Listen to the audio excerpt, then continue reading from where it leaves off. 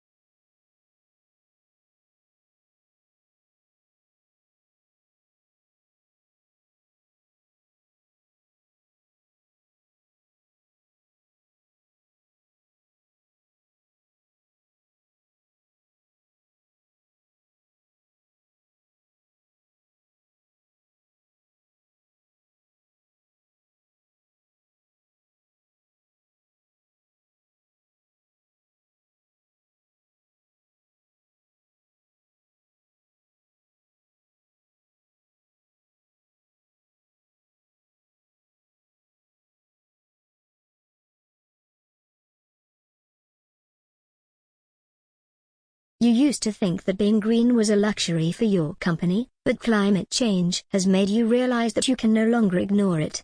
The buzz is about becoming carbon neutral, but where do you start? Consider your drivers. Do you want to become carbon neutral for marketing reasons, for financial reasons, or to help save the planet? Simon Armitage of the Carbon Neutral Company believes your drivers will help you tailor your carbon reduction program and determine key performance indicators. This will help build a case for going carbon neutral. First, measure your carbon footprint, or get a specialist to do it for you. That primarily means taking account of your energy usage and emissions caused through travel. Before you begin, think about whether you're collecting the right data and whether it's readily accessible. When implementing any energy reduction measures, ensure you engage with your staff. It's much better if your people decide for themselves when it's sensible for them to travel, says Armitage. You'll also need them to participate in switching off the lights and other energy-saving measures. Set targets and show it's not a one-off exercise. Scientists have worked for many years to unravel the complex workings of the brain. Their research efforts have greatly improved our understanding of brain function. During the past decade alone, scientific and technical progress in all fields of brain research has been astonishing. Using new imaging techniques, scientists can visualize the human brain in action. Images produced by these techniques have defined brain regions responsible for attention, memory, and emotion. A series of discoveries, in multiple fields of study, has displaced the long-standing assumption that brain cells are stable and unchanging. Amazingly, new findings show that some adult brain cells can divide and grow. In addition, advances in research are allowing scientists to analyze and make progress toward understanding the causes of inherited brain disorders such as Alzheimer's disease and Parkinson's disease. Taken together, these discoveries provide hope for the recovery of nervous system function lost through injury or disease. Despite these and other significant advances in the field of brain research, most of the processes responsible for the integrated functioning of billions of brain cells remain a mystery. Research on the brain in the new millennium is crucial to our effort to come to a complete understanding of this fascinating organ. In turn, improved understanding makes the development of new treatment options possible. Research continues to bring new insights into how the brain is put together, how it works, and whether damage to the brain can be reversed.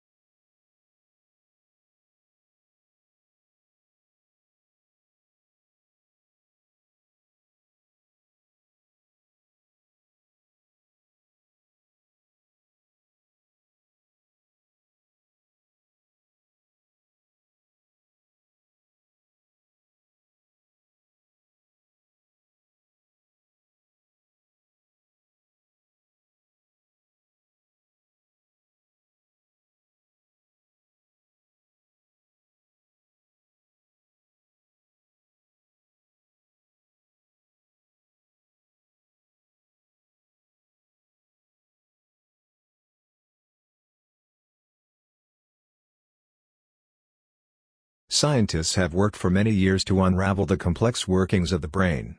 Their research efforts have greatly improved our understanding of brain function. During the past decade alone, scientific and technical progress in all fields of brain research has been astonishing.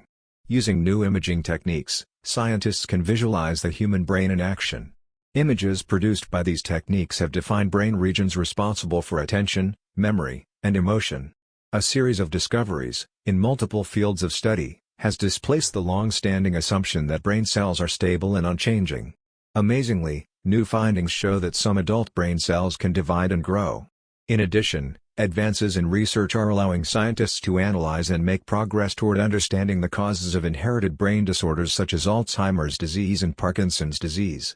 Taken together, these discoveries provide hope for the recovery of nervous system function lost through injury or disease. Despite these and other significant advances in the field of brain research, most of the processes responsible for the integrated functioning of billions of brain cells remain a mystery. Research on the brain in the new millennium is crucial to our effort to come to a complete understanding of this fascinating organ. In turn, improved understanding makes the development of new treatment options possible. Research continues to bring new insights into how the brain is put together, how it works, and whether damage to the brain can be reversed.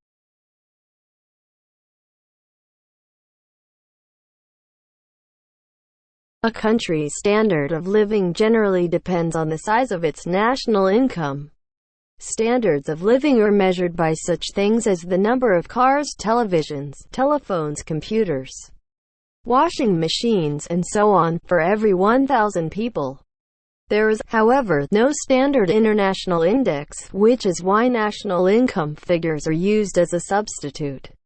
But the use of these figures to compare the standard of living between countries needs to be done carefully, because they are, at best, only a rough guide which can be misleading.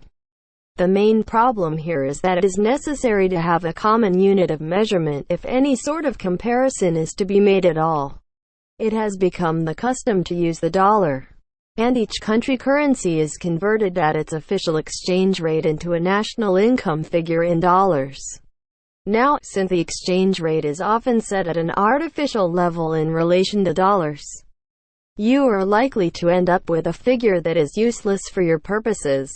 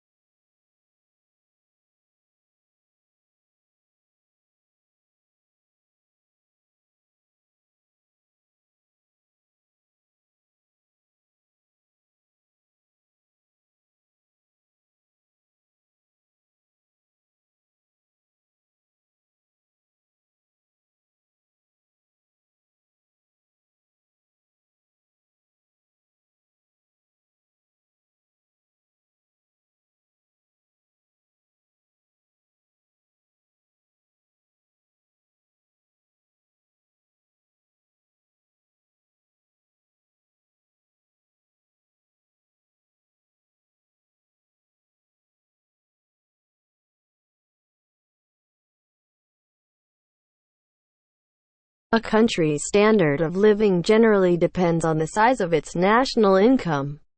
Standards of living are measured by such things as the number of cars, televisions, telephones, computers, washing machines, and so on, for every 1,000 people. There is, however, no standard international index, which is why national income figures are used as a substitute. But the use of these figures to compare the standard of living between countries needs to be done carefully, because they are, at best, only a rough guide which can be misleading. The main problem here is that it is necessary to have a common unit of measurement if any sort of comparison is to be made at all. It has become the custom to use the dollar, and each country currency is converted at its official exchange rate into a national income figure in dollars. Now, since the exchange rate is often set at an artificial level in relation to dollars, you are likely to end up with a figure that is useless for your purposes.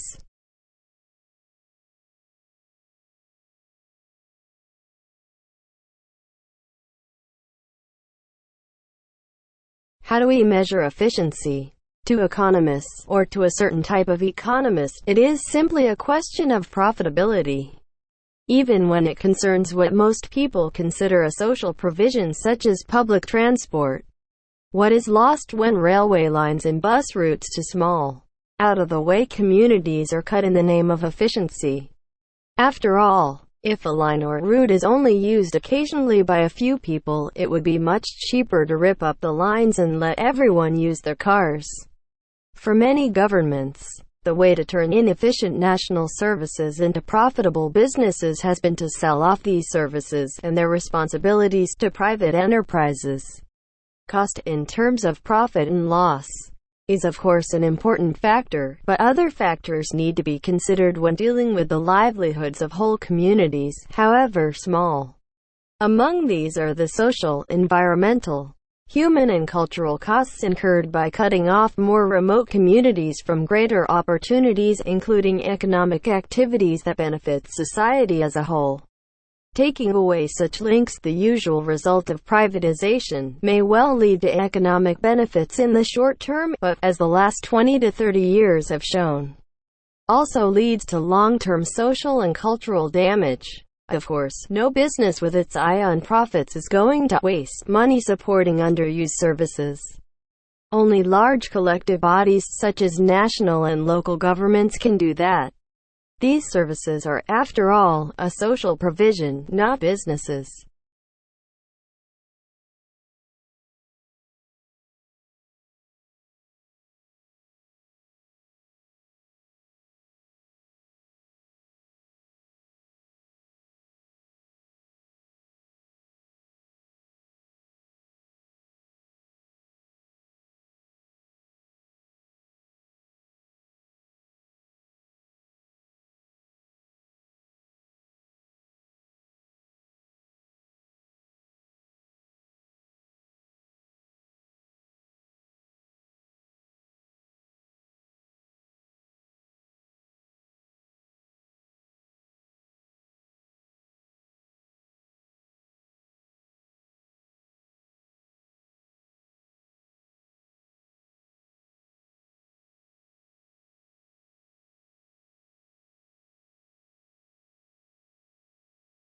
How do we measure efficiency?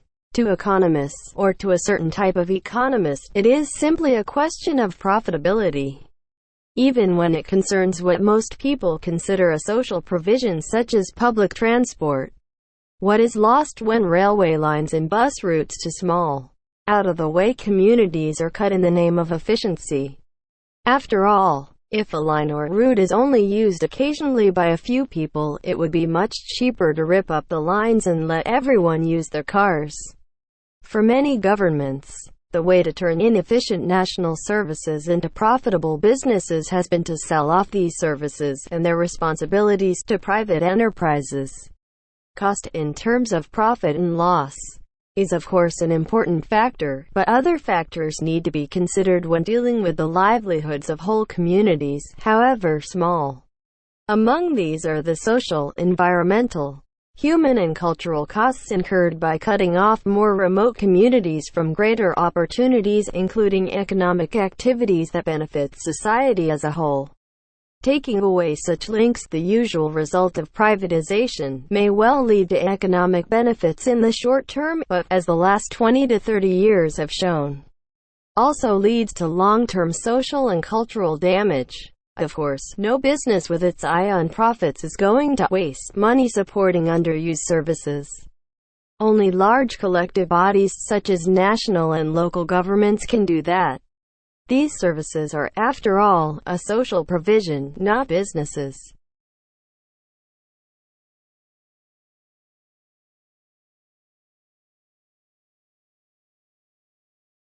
The world engages in improving literacy of reading and writing, but it is not that important now. What a text, written language anyway. It's an ancient IT for storing and retrieving information. We store information by writing it, and we retrieve it by reading it. 6,000 to 10,000 years ago, many of our ancestors' hunter-gatherer societies settled on the land and began what's known as the agricultural revolution.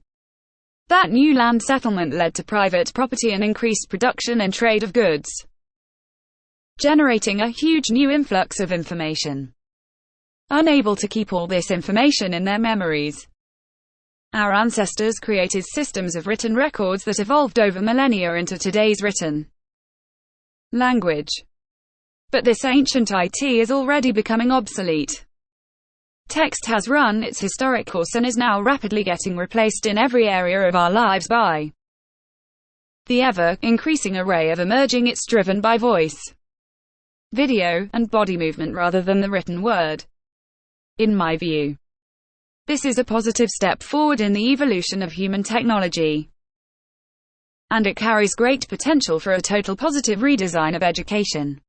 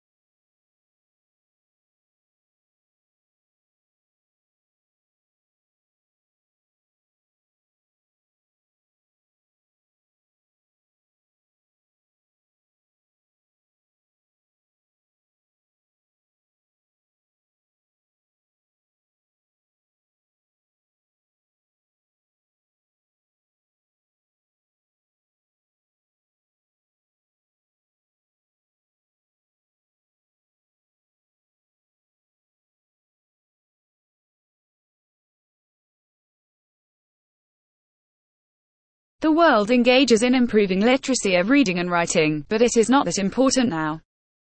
What a text, written language anyway. It's an ancient IT for storing and retrieving information.